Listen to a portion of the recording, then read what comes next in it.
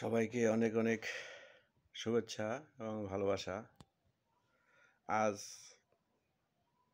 একটা বিষয় নিয়ে আপনাদের সাথে আমি একটু কথা বলবো। এটা আমার জীবনের প্রথম কোনো এই টাইপের ব্লগ আর কি, যেটা আমি আসলে এর আগে কখনো করা হয়নি। কিন্তু আজকে মনের ভিতরে অসংখ্য কথা আসলে যেগুলো অবশ্য বলতে পারতেছি না, বলার মতো মানুষ পাওয়া যায় না, কারো ভালো সঙ্গী পাওয়া যায় না, এবং একই মতাদর্শের লোক না হলে কিন্তু মনের কথাগুলো ব্যক্ত করা যায় না। এই জন্য আসলে এইভাবে আমি আসলে এই ব্লগে উপস্থাপন করছি। যদি কারো মানে আমার এই মতামতের মধ্যে বা আমার চিন্তাধারার মধ্যে মিল থাকে, তারা হয়তো বা একটু হলে স্বস্তি পাবে আর কি, যে না, আমার মনের কথাটা সে বলছে। যাই হোক, কথা না বাড়াই। আমরা আসলে একটা ছোটবেলা থেকে একটা কথা শুনে আসছি, বাঙালি আসলে বীরের জাতি। বাঙালির ইতিহাস ঐতিহ্য অনেক বিশাল, সুবিশাল, সুবিস্তৃত এবং অনেক গৌরবের। আমরা ইতিহাস থেকে হয়তো বা কিছুটা জেনেছি আর কি, কিন্তু প্রশ্ন হচ্ছে যে এই যে আমাদের ঐতিহ্য, আমাদের যে গৌরবের ঐতিহ্যটা, এটা আসলে কিসের গৌরব আমি ঠিক বুঝতে পারতেছি না। ইতিহাসে যায় বাঙালি বীরত্বের জাতি, বীরের জাতি। বাঙালি একসময় দীর্ঘদিন পরাধীনতার শৃঙ্খলে বন্দী ছিল। সেই কি বলবো, ইংরেজ শাসন আমল থেকে শুরু করে পাকিস্তান, সব মিলিয়েই প্রায় 200 বছর ইংরেজদের শাসনের অধীনে ছিল। সেখানে আমাদের কিন্তু বিশাল নিপীড়ন হয়েছে, নির্যাতিত হয়েছে, লাঞ্ছিত হয়েছি, বঞ্চিত হয়েছি। সেখান থেকে কিন্তু বিভিন্ন বীরং বীরত কি বলবো বিভিন্ন বীরশ্রেষ্ঠ যারা আছে, বীরত্বের স্বাক্ষর রেখে তারা কিন্তু বিভিন্ন পর্যায়ে বীরাঙ্গনা আছেন, তারা দেশটাকে স্বাধীন করেছেন, আমাদের আজকের এই পর্যায়ে আসছে। কিন্তু পরিতাপের বিষয়, এখন যা দেশে চলছে তাতে কিন্তু আমাদের এই গৌরব ঐতিহ্যের সাথে যায় না। এখন যারাই ক্ষমতায় থাকে বা রাজনীতি করতে চায়, দেশ সেবার নামে তারা নিজেদের স্বার্থকেই চরিতার্থ করতে চায়। আসলে কেউ, আমার মনে হয়, বিনা স্বার্থে বর্তমানে একটা সৎ পরামর্শ দিতে যায় না। আর এই অবস্থা যখন বাংলাদেশে চলছে, তখন এই দেশ সেবার নামে যে বিভিন্ন মহলের বিভিন্ন রাজনীতিবিদ, বিভিন্ন দল, তারা দেশের মানুষকে মোটামুটি একটা জিম্মি করে ফেলছে, যে আমার দল ক্ষমতায় গেলে আমি দেশের জন্য এই করব, সেই করব। হ্যাঁ, এক দল গেল তো আরেক দল আসলো, সবারই ঘুরিয়ে ফিরে একই উদ্দেশ্য এবং একই লক্ষ্য, সেটা হলো নিজের স্বার্থ চরিতার্থ করা। দেশ সেবা আসলে কোথায় হচ্ছে সেটা আমি বলতে পারবো না।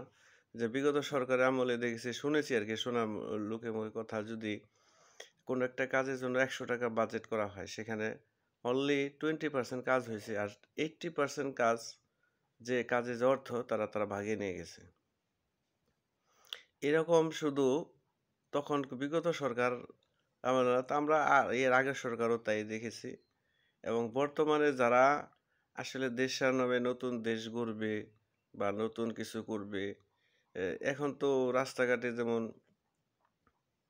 কি বলে, নিরাপত্তাহীনতায় মানুষ ভোগে। ছিনতাই, রাহাজানি, ধর্ষণ, খুন, তারপরে লুটতরাজ, তারপরে ক্ষমতা দখল, এই যে একটা মানুষের নিত্যদিনের পরিচয় হয়ে গেছে। একজন খেটে খাওয়া মানুষ অনেক পরিশ্রম করে একটা অটো হয়তো কিনছে, অটো চালাইতেছে, কিন্তু ছিনতাই করে তারা অটো নিয়ে সর্বশান্ত হয়ে করে দিচ্ছে আর কি। এই তো কিছুক্ষণ আগে খবর পেলাম, মাদারপুরে মসজিদ, এই বালির ব্যবসা নিয়ে মসজিদে ঢুকে তাকে কুপিয়ে মাথা থেকে, বডি থেকে ধর আলাদা করে ফেলছে।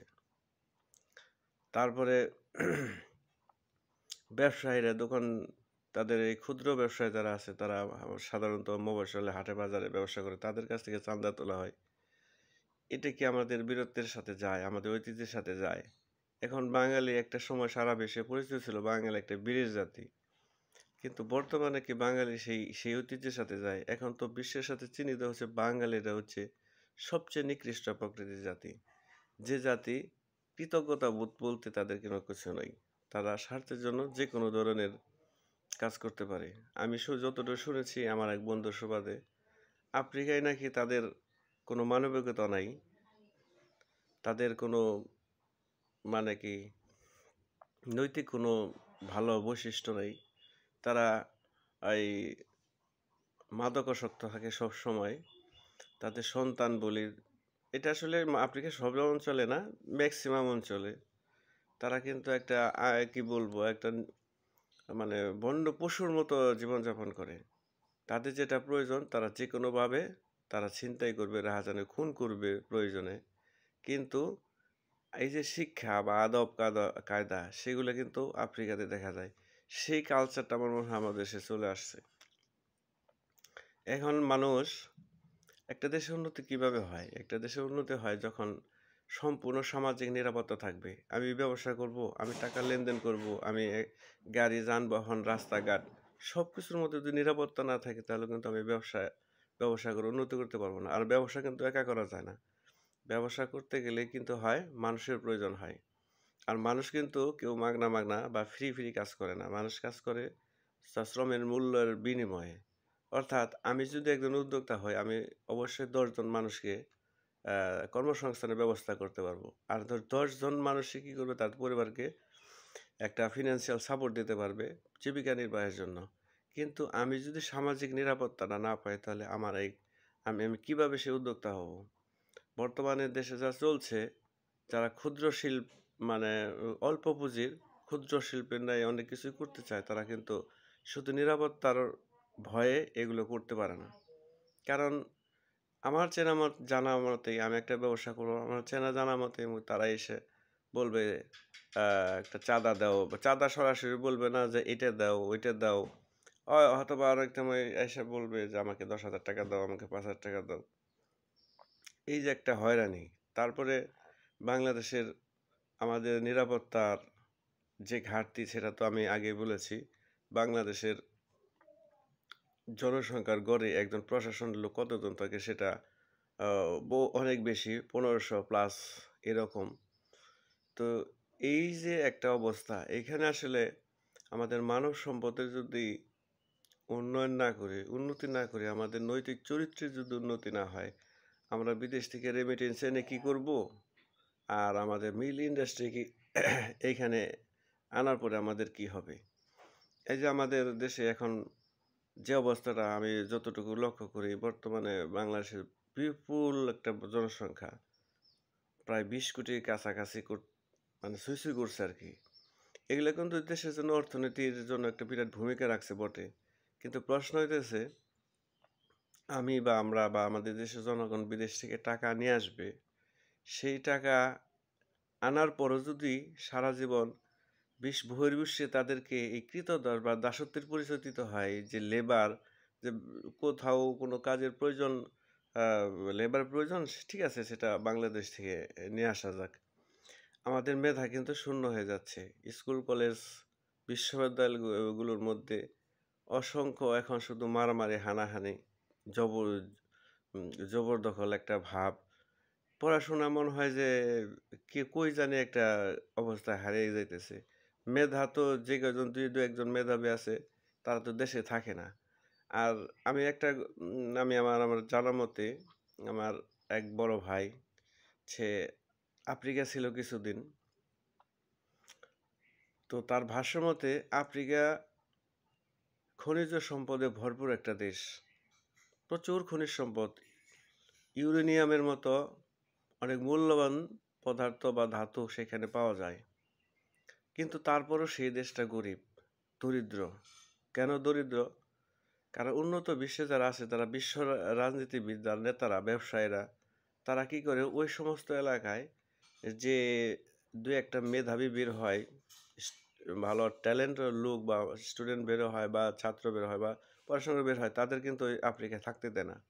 হাই স্যালারিতে তারা কিন্তু তাদের কাছে নিয়ে যায় এবং ওই এলাকাটাকে সে এই মেধা শূন্য রাখে, ট্যালেন্ট মানে শূন্য রাখে, যেখানে তারা নেতৃত্ব দেওয়ার মতো বা জনগণকে বুঝাবে এরকম লোক কিন্তু এখানে থাকতে দেয় না।